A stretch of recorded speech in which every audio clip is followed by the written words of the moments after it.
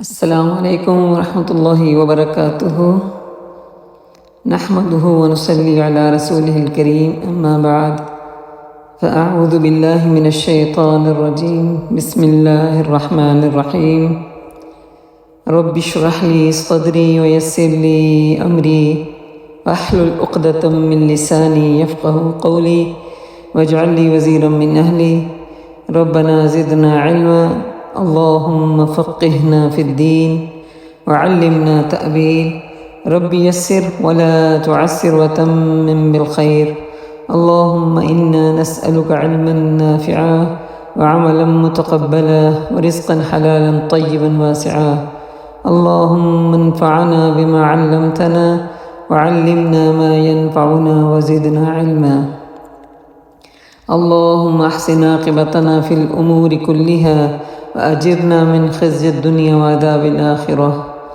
سب کو ویلکم کرتی ہوں، اہلا و سہلا و مرحبا۔ یا رب بنا دے ہم سب کو اہل القرآن و اہل التقوی و مغفرہ، آمین ثم آمین۔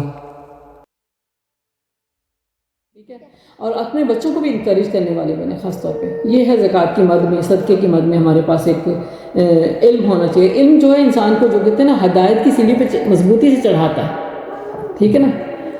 علم آتا ہے تو انسان کے اندر ایمان کا لیول بدلتا ہے۔ ایسا ہوتا ہے کہ نہیں؟ ایمان کا لیول ایک جیسا رہتا ہے ہمارا کوئی نہیں، اللہ کی محفل میں ہوتے ہیں تو ایمان کا لیول بڑھتا ہے، اور کس وجہ سے بڑھتا ہے؟ علم کی وجہ سے بڑھتا ہے۔ اور جب عمل کرتے ہیں تو پھر کیا ہوگا پھر اس میں اور بھی خوبصورتی آ جائے گی، پرسکون۔ یہ جو انگزائٹی کو دور کرنے کا ذریعہ بھی یہ روزہ ہے، ڈپریشن، غم، اس کو دور کرنے کا بھی روزہ ہے۔ جب اللہ کی خاطر اللہ کی طرف ہم نے فوکس کر لیا، دھیان لگایا اللہ کی طرف، تھوڑی سی مشکل بھی آئی تو گواہی بنا لی اللہ کے ساتھ باتیں کرنے کی، اللہ بس وٹنس کرنا ہے، تیری خاطر ہوں کھڑی، بس چاہے میں بیہوش ہو کے گرنے والی ہوں لیکن چپ ہوں، گلا نہیں کر رہی، صرف تجھے گواہ بنا رہی ہوں، گواہ رہنا۔ اللہ ایسا ایمان ہمیں دے دے، ایسی ایمانی طاقت ہمیں دے دے۔ ہم کوئی بھی نیکی کرنا جو مشکل سمجھتے ہیں نا سم ٹائم، اس میں ایسی طاقت ہمیں کیسے فیول کرتی ہے، اسی طرح کی سوچ اور اسی طرح کی محفلیں اور اسی طرح کی دروس سے ہمیں پتہ چلتا ہے کہ ہم کام کھڑے ہیں۔ تو یہاں سے پھر ہمیں کیا ایک حوصلہ ملتا ہے کہ نہیں، میرا رب مجھے، اور رب جو ہے وہ تو دیتے ہوئے نہ تو تھکے گا، نہ اس کے خزانوں میں کوئی کمی آنے والی ہے۔ یہ ہم انسان ہی ہیں جو ایک سے دو دفعہ کسی سے مانگ لیں تو آوازار ہو جاتے ہیں۔ اللہ کو دیتے ہوئے مشکل نہیں ہے، اللہ تو اپنی شان کے مطابق عطا کرنے والا ہے، ہمیں مانگنا نہیں آتا۔ تو یہ صدقے کی فضائل ہیں جس میں، اور پھر تھا ہمارے پاس حج، ٹھیک ہے۔ حج ہمارے پاس، صدقہ ہماری مالی عبادت ہے، ٹھیک ہے، نوٹ کرتے جائیے، صدقہ ہماری مالی عبادت ہے، روزہ ہماری بدنی عبادت ہے، نماز ہماری بدنی عبادت ہے۔ نماز میں ہمیں کچھ کرنے کے لیے کہا جاتا ہے، روزے میں ہمیں بچنے کے لیے بچایا جاتا ہے، کہا جاتا ہے، اور زکوٰۃ میں ہمیں دینے کے لیے انکریج کیا جاتا ہے، اور حج میں ہمیں بدن اور جسم دونوں کی قربانی چاہیے، بدنی اور مالی دونوں کو حج میں لگانا ہے۔ استطاعت رکھتے ہیں تو اللہ کے گھر کا حج کرنا ہم پہ فرض ہے، ٹھیک ہے۔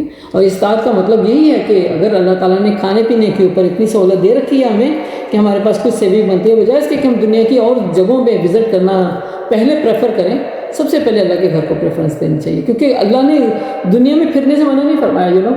اللہ تعالیٰ کہتے ہیں قل سیروا فی الارض فانظروا کیف کان عاقبۃ المنذرین عاقبۃ المجرمین، تمہیں پھرنا چاہیے تاکہ پتہ چلے تمہیں کاذبین کا انجام کیسا ہوا ہے، مجرمین کا انجام کیسا ہوا ہے، کیونکہ دیکھنے سے عبرت ملتی ہے نا، دنیا میں پھرنے سے پتہ چلتا ہے۔ تو آج الحمدللہ میں تو کہتی ہوں اللہ سبحانہ تعالیٰ نے ہمیں اس طرح پھرنے سے بھی آسان کام کر دیا کہ ایک بٹن کلک سے ہمیں اتنی اچھی اچھی ڈاکومنٹریز مل جاتی ہیں، انسان گھر بیٹھے اپنے علم میں، اپنے عمل میں، اپنی ایمان میں اضافہ کر سکتا ہے اگر سمجھ لے اور بصیرت والا ہو، ٹھیک ہے۔ عمل کا بھی پھر بہت بڑا رول ہے ہماری زندگی میں، ایمان بیسڈ ہی عمل کرتا ہے، ایمان ہمارا بیسڈ ہی عمل کرتا ہے۔ اگر عمل نہیں ہے تو پھر وہ تو زبان سے کہنا تو کوئی فائدہ نہیں دینے والا نا، جیسے کہتے ہیں نا کہ میں پیاسی ہوں، میں پیاسی ہوں، میں پیاسی ہوں، میں پیاسی ہوں، میں پیاسی ہوں کرتے جائیں، صبح سے شام کرتے جائیں، پانی مل جائے گا نہیں، کرنا پڑے گا، اٹھ کے جانا پڑے گا ٹیپ تک، پانی کی بوٹل حاصل کرنی پڑے گی، پھر انسان کو پتہ چلے گا کہ واقعی مجھے پیاس لگی ہے۔ تو عمل کا ہماری زندگی میں بہت زیادہ عمل ہے۔ اب یہاں پہ روزوں کے بعد پھر میں دوبارہ کنٹینیو کرتی ہوں، واپس فوکسڈ ہے، سمجھ آ رہی ہے سب کو۔ جب ہم اب روزوں کے فوائد کے بعد اب ہم نے کیا دیکھنا ہے کہ اللہ تعالیٰ نے کنسیشن کہاں پہ رکھی ہے؟ نمبر 1 مریض ہوں نمبر 2 سفر پہ ہوں تو پھر کیا کرنا چاہیے، ان روزوں کی کمی کو دوسرے دنوں میں کہیں پورا کر لیں، لیکن کیسے؟ پوری گنتی کے ساتھ، فعدۃ من ایام، پوری کاؤنٹنگ کے ساتھ. ایسا نہیں ہو اچھا پتہ نہیں 5 چھوڑے تھے، 6 چھوڑے تھے، 2 چھوڑے تھے، 4 چھوڑے تھے، نہیں، یاد ہونے چاہیے کتنے چھوڑے تھے.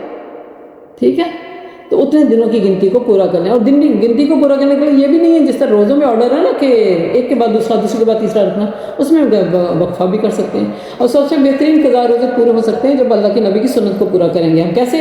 ہر منڈے اور تھرسڈے کو روزہ رکھ لیں، ہفتے میں 2 روزے ہو گئے، اور 2 ہفتے کے بعد 4 ہو گئے، اور بیچ میں ایام بیض آئیں گے 13، 14، 15.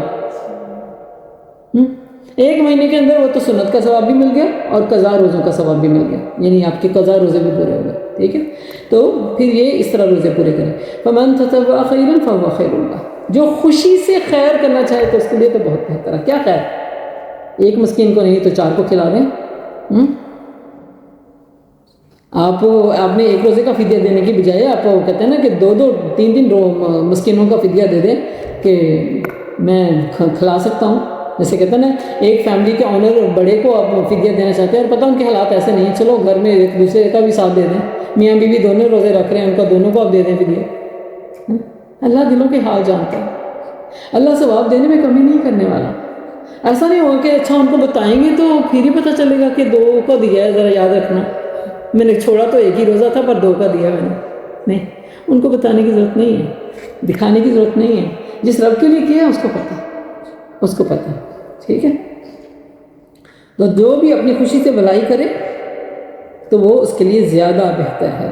اور یہ دراصل میں نے بتایا تھا نا، یہ آیت منسوخہ ہے، ابتدائی دنوں کی یہ آیات ہیں جن میں جب مکے کی زندگی میں جب آپ کو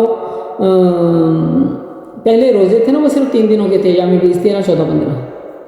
ٹھیک ہے، اس میں بھی فرض کا لیول یہ تھا، لیکن ساتھ گنجائش تھی کہ جو اگر اس فرض کو اپیل نہ کر سکتے، جن کے کہتے ہیں نا حوصلے تھوڑے ہیں، بہت کہتے ہیں نا حوصلہ نہیں رکھتے، تو سوتی. لیکن بعد میں یہ منسوخ کر دی گئی. اب 3 دن تو بیچ میں نفلی بنا دیے گئے، لیکن فرض کیا ہے آگے جا کے آ رہے ہیں، جو اسی آیت کا ایک اینڈ بھی ہے، اور اس کے بعد جو اگلی آیت آنے والی نا شہر رمضان الذی، وہ والی. تو وَأَن تَصُومُوا آخری آیت کا اینڈ دیکھیے، وَأَن تَصُومُوا خَيْرٌ لَكُمْ إِن كُنتُمْ تَعْلَمُونَ، تم روزہ رکھو یہ تمہارے لیے بہتر ہے. جیسے کہتے ہیں نا یہ بھی کر سکتے، یہ بھی کر سکتے، بٹ یہ کرو یہ تمہارے لیے زیادہ بینیفٹ ہے. ٹھیک ہے، یہاں پہ اللہ تعالیٰ سے کہا کہ روزہ رکھنا ہے. ایک تو فرض ہے ہم پہ، ہر عاقل اور بالغ پہ، صحت مند انسان پہ روزہ فرض ہے، لیکن آگے کنڈیشن اور کنسیشن بتا دی گئی. لیکن اس کے اوپر اب کیا کہا گیا کہ اصل میں تو یہ کنسیشن جو میں نے دی ہے نا بیچ میں، اس کو رکھ کے اگر مرض نہیں ہے کوئی بھی، اور ویسے کہتے ہیں نا عادت نہیں تھی، تو عادت کو ڈیولپ کرنے کے لیے ان تصوموا خیر لکم، روزہ رکھو یہ تمہارے لیے بہتر ہے. اور اسی میں یہ آپشن بھی نکلتا ہے جیسے ہم اپنی بیماریوں کو خود ہی جج کیسے کریں. آنیسٹلی جو بھی ایمان رکھنے والا نا، سب سے پہلے اپنے آپ کو پہلے دن کا روزہ اسی طرح ڈبل نیت کے ساتھ رکھے، اس کو گناہ نہیں ملے گا کہ یار رب جی میں روزہ رکھ رہی ہوں، پورا آپ نے کروانا. اگر مڈل میں میری طبیعت اپسٹ ہو گئی، خراب ہو گئی، بے ہوش ہو گئی، مرنے لگی، تو پھر میں ضرور کھول دوں گی، تو اس میں کوئی گناہ نہیں ہونے والا. یہ چیک کر کے دیکھیں اپنے آپ کو، اور اسی طرح انکریج کریں اپنے مریضوں کو بھی دائیں دیکھیں. پھر وہ جب روزہ رکھیں گے تو پھر کیا ہوگا، پھر آپ کو وہ اس کا بینیفٹ ملنے لگے گا. آپ لکھ کے رکھیں انشاءاللہ، لیٹر میں آپ کے کوشچن ضرور لوں گی. ٹھیک ہے، وَأَن تَصُومُوا خَيْرٌ لَكُمْ. تو دیکھیں پھر روزہ رکھنا ہے فرض، تم رکھو تو یہ تمہارے لیے بہتر ہے. شہر رمضان الذی انزل فیہ القرآن ھدی للناس، یہ ہے حتمی حکم، یہ ہے فرضی حکم، یہ ہے پکا حکم. پچھلا جو تھا وہ ٹیمپریری تھا. دیکھیں تربیت ہمیشہ آسانی کے ساتھ سلولی اوپر چڑھانے سے ہوتی ہے. ہم تجویز سیکھتے تھے، جب ایک ہی دن میں سارے رول سکھائے جاتے ہیں تو سیکھ لیتے ہیں. ہم نے ایک رول پہ جو کلاسیں میرے ساتھ ہیں نا نمبر 1 پہلے دن سے لگی ہوئی، ہم نے سال لگائے تھے. پوچھئے ذرا ان سے، ایک رول کو ڈائجسٹ کرتے ہوئے سال لگایا تھا ہم نے، مہینے لگائے تھے ہم نے، جب تک کہ وہ ایک نظر میں پڑھتے ہی ہمیں پہچان نہیں ہوگی. اور اس کے اوپر اگر کوئی غلطیاں ہوتی ہیں تو وہ حرام نہ ہو تو اگنور کرتے تھے، حرام ہوتی تھی تو ٹوک دیتے تھے جسٹ. لیکن ایسا نہیں تھا کہ ایکسپیکٹ کرتے کہ وہ سارا کہتے ہیں نا پیٹ میں سجایا پوری طرح اسی طرح دکھا دے جس طرح میں چاہتی ہوں. ایسا نہیں ہوتا. لیکن افسوس ہمارا نیو کمر کے ساتھ ایسے ہوتا ہے، جو نیو بلیور ہے نا ریورٹ ہوتے ہیں، ان کے ساتھ ہمارا ایسے ہوتا ہے، اور بڑی زیادتی والی بات ہے. انسان کی سب سے جو ایک جو کہتے ہیں نا خامی ہے نا، وہ دوسروں کو جج تو کرنا جانتا ہے، اپنے آپ کو نہیں دیکھتا. یہ اس کی خامیوں میں سے خامی ہے. اپنے آپ کو نہیں پہچانتا میں کدھر کھڑا ہوں، مجھے کتنا کرنا چاہیے. یہ سختی ہم نے اپنے اوپر لگانی ہے، ٹھیک ہے، کہ میں ایک کی بجائے 4 کام کیوں نہیں کر سکتا، آئی کین ڈو.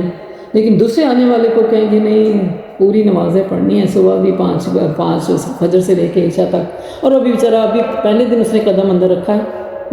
اور اتنی ایکسپیکٹیشن ہم نے رکھا ہے یا رکھی ہے. لڑکیاں بھی آتی ہیں وہ بیچاری بیزار ہو جاتی اس وجہ سے کہ گھر والے دوربین والی اینک لگا کے ان کو دیکھنے لگتے ہیں کہ دوپٹہ ایسے اڑنا ہے، کپڑے ایسے پہننے ہیں، نماز ایسے پڑھنی ہے، ایسے بیٹھنا ہے، ایسے اٹھنا ہے. اور جب وہ 4 دن آپ کے ٹریک پہ چڑھتی ہوتی ہیں تو وہ دیکھتی ہیں آپ تو وہ بھی نہیں کر رہے. تو یہ نہیں ہونا چاہیے. آنیسٹلی اللہ تعالیٰ کی سنت کو سمجھتے ہوئے اپنے آپ کو ہم ڈرائیو کریں سختی کے ساتھ، دوسروں کے اوپر سختی نہ کریں، ٹھیک ہے. یہ اصول دے دیا اللہ تعالیٰ نے. تو یہاں پہ شہر رمضان الذی انزل فیہ القرآن ھدی للناس. اب رمضان وہ مہینہ ہے جس میں اس قرآن کا نزول ہوا. کون سی قدر میں ہوا تھا؟ 27 لیلۃ القدر میں یہ رات نازل ہوئی تھی. لیکن ایک پورے کا پورا نہیں آیا تھا، عالم اربع سے اللہ تعالیٰ نے پورا اتارا، لیکن جو آسمان دنیا اس پہ پورے کا پورا اتر گیا تھا، ٹھیک ہے. اللہ تعالیٰ کے وہ آسمان سے عالم اربع سے لے کے وہاں سے اوپر سے لے کے جہاں سے نیچے آسمان دنیا پہ پورا کا پورا اتارا گیا تھا. لیکن اس کے بعد اس پہ پھر بتدریج جبرائیل امین کے ذریعے یہ جو آپ کی تبلیغ کا عرصہ ہے 23 سال، اس میں یہ پورا ہوا تھوڑا تھوڑا تھوڑا تھوڑا کر کے. اب اس اصول کو بھی سمجھیے کہ قرآن ہمیں کیسے سکھایا گیا. ہم نے اپنے اوپر تربیت کرتے ہوئے تو سختی کرنی ہے. نفس کو انسان ہمیشہ جو افسوس کی بات ہے، نفس کو ہم بے لگامہ کرتے ہیں اور دوسروں کے اندر لگام ڈالتے ہیں. یہ نہیں کام کرنا، ٹھیک ہے. وائس ورثہ کریں، اپنے نفس کو لگام ڈالیں، دوسروں کو تھوڑا سا ڈھیل دے کے گنجائش دیں. بچوں کو بھی سکھانا سب سے پہلے فرضوں کی طرف لے کے آئیں. آنیسٹلی جب بالغ ہو جاتے ہیں انہیں صرف فرضوں پہ تاکید کریں. That's it. نفلی اور سنتوں کی عبادت جب فرض جگہ پہ چلے جائیں گے نا، وہ خود سے خود شوق پیدا ہو جائے گا. جب اتنی ترتیب لمبی لمبی ترتیبیں بنا کے ہم ان کو دکھاتے ہیں نا، اتنا اتنا اس میں پڑھنا ہے، اتنا اتنا اس میں پڑھنا ہے، تو 4 دن تو شوق سے ہمارے پیچھے کر لے گا نا. وہ سختی وہ پابندی پھر اس کو بھی اچھی نہیں لگے گی. پھر کیا چوریاں کرے گا، نماز میں چوریاں کرے گا، آپ کے سامنے کچھ اور دکھائے گا، اپنے بعد میں کچھ اور کرے گا. کیونکہ نفس ایسا ہی ہے نا انسان. ہمیں دوسروں کے اوپر پیار سے محبت سے تاکہ دین ہم سیکھیں. تو شہر رمضان الذی، رمضان وہ بابرکت مہینہ ہے. رمضان کون سا مہینہ ہے؟ برکتوں والا مہینہ ہے، جس میں کیا ہوا؟ قرآن نازل ہوا. اس کی برکتیں کیا ہیں؟ اس میں کیا ہوا ہر نفل عمل جو ہے وہ صبر کے فرض کے درجے میں ہے، اور فرض جو ہے کئی گنا بڑھا کے. یہ رمضان کی برکتیں ہیں. پھر اس رمضان کی برکتوں کو پائیدار بنانے کے لیے اللہ تعالیٰ کی بخشش، اللہ تعالیٰ کی اصل میں سیل کا مہینہ کہہ لیں، اللہ تعالیٰ کی سخاوت کا مہینہ ہے. اللہ تعالیٰ کی طرف سے انسان کو وہ کہتے ہیں نا ایم ہی معاف کرنے کا مہینہ ہے.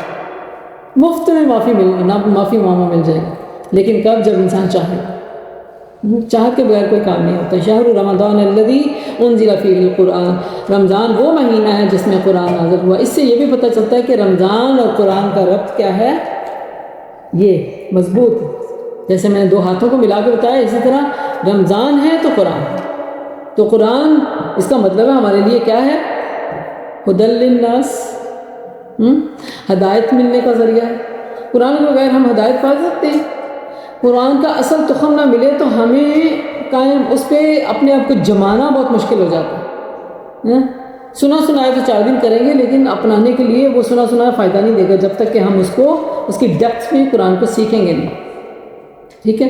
تو قرآن کا مہینہ ہے. دیکھیں الحمدللہ ہم نے اس کو شعبان چونکہ برکتوں والا یہ بھی مہینہ ہے رمضان سے پہلے، تو اس میں ہم نے آغاز کیا ہے.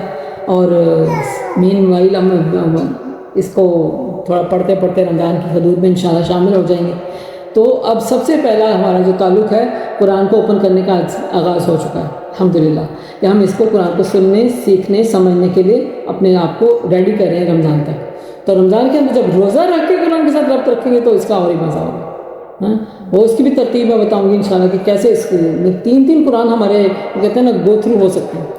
ایک وہ قرآن جو ہم نے اب شروع کیا جو سٹارٹ ہو چکا، ایک وہ قرآن جو ہم اپنی تلاوت میں شروع کر رہے ہیں جس کو ہم قرات کے ساتھ سمجھ کے ساتھ تلاوت کریں گے انشاءاللہ تعالیٰ، اور ایک وہ قرآن جو رات کو تراویح میں سنیں گے. تو سننا پڑھنا سیکھنا سکھانا سب اس میں قرآن کی لیولز بن جائیں گے. تو یہ قرآن رمضان وہ برکتوں والا مہینہ ہے جس میں قرآن کو نزول کیا، اور یہ سارے مہینوں سے بہتر مہینہ، سارے مہینوں سے کی راتوں سے بہتر رات ہے جس میں نازل ہوا. سب سے پیارے اور بہتر انسان نبی آخر الزمان نبی پاک صلی اللہ علیہ وسلم پہ نازل ہوا. اور اس کے بعد اب کوئی نہ تو نبی آنا ہے اور نہ ہی کوئی ہمارے لیے کوئی اصولی بات یا قرآن کی کوئی بات آنے والی ہے. ٹھیک ہے، تو یہ رمضان کا مہینہ وہ ہے جس میں قرآن نازل ہوا، جس میں بینات والہدا ہے والفرقان ہے. قرآن سے تعلق جوڑنے والا ہو ہی نہیں سکتا کہ ہدایت سے دور رہے. ٹھیک ہے، مجھے لگ رہا ہے سب لوگ تھک رہے ہیں، سب مجھے فیس ایکسپریشن سے پتہ چل رہا ہے تھکے نہیں انشاءاللہ. تھوڑا سا اگر آپ کو فیل ہوتا ہے نا سستی، 2 اسٹیپ کے لیے کھڑے ہو جائیں، 2 منٹ کے لیے کھڑے ہو جائیں، کھڑے ہو کے ذرا تھوڑا سا ٹکا کے پھر بیٹھ جائیں. ٹھیک ہے، تو مائنڈ کو سلیپ کہتے ہیں نا سوئچ آف نہیں ہونے دیں. ٹھیک انشاءاللہ تعالیٰ بات پھر کہ اچھے سے سمجھ آ جائے گی. اور یہ تو ہونی تو والا تو ہم نے لینی ہے. اب یہ تو ایک سیڑھی ہے جس میں ہم تھوڑی ٹائم نہیں لگائیں گے تو بات کو کیسے سمجھیں گے یار. تو شہر رمضان الذی انزل فیہ القرآن، رمضان وہ مہینہ جس میں قرآن کا نزول ہوا. اور قرآن کا نزول کدھر ہوا تھا ویسے؟ جسم کے کون سے حصے پہ ہوا تھا؟ دل پہ. اور تقوی کا تعلق بھی پتہ کہاں سے؟ التقوی ہاں ہنا. اللہ کے نبی نے 3 دفعہ اشارہ دے کے کہا التقوی ہاں ہنا. تقوی ایسی کوئی پلیٹ نہیں ہے کوئی جس کو لکھ کے مطلب ماتھے پہ لگا لے کہ میں بہت متقی ہوں. نہیں، اور جو کہتے ہیں میں متقی ہوں دراصل وہ متقی نہیں ہوتا. تقوی تو اندر کی کیفیت کا نام ہے. تقوی کرنے والا رکھنے والا انسان تو معاملات میں بھی اصلاح چاہتا ہے. وہ ایسا معاملہ کبھی نہیں کرے گا جس میں ناانصافی ہو رہی ہوگی. وہ ایسا دیکھنا کبھی نہیں دیکھے گا جس میں بے حیائی ہو رہی ہوگی. میاں بیوی کا معاملہ کتنا خیر کا معاملہ ہے، اس میں بھی خامد بیوی کو اور بیوی خامد کو ایسے معاملے میں نہیں رکھے گی جس میں کہتے ہیں نا اللہ کا احساس ہی نہ جاتا رہے. بلکہ خطبہ نکاح میں 3 دفعہ تقوی کی بات ہوتی ہے کہ اللہ سے ڈرتے ہوئے رشتہ جڑیں. قولوا قولا سدیدا، اور نرمی والی بہتر بات کریں. تو یہاں پہ قرآن جو ہے ڈیولپ کرتا ہے ہمارے اندر کا تقویٰ. اور ہدایت جو ہوتا ہے 2 طرح کی ہوتی ہے، یہ بھی بتا دوں میں آپ کو. ایک ہوتی ہے ہدایت رشد اور ایک ہوتی ہے ہدایت توفیق. ٹھیک ہے، ہمارا موسٹلی جو تعلق ہے نا وہ رشد کے ساتھ ہوتا ہے، جو کہ ہمیں پتہ چل جائے قرآن کہتا ہے کیا. رشد کا مطلب ہوتا ہے رہنمائی، ہدایت، علم کا آ جانا. توفیق ہوتی ہے جس پہ عمل کی توفیق مل جائے. اس کو اگنور نہیں کرنا. ٹھیک ہے، اس وقت دعا کرتے ہیں کہ اللہ تعالیٰ ہمیں ہدایت توفیق عطا فرمائے. چلیے، سبحانک اللہم و بحمدک نشہد ان لا الہ الا انت نستغفرک و نتوب الیک. السلام علیکم ورحمۃ اللہ وبرکاتہ.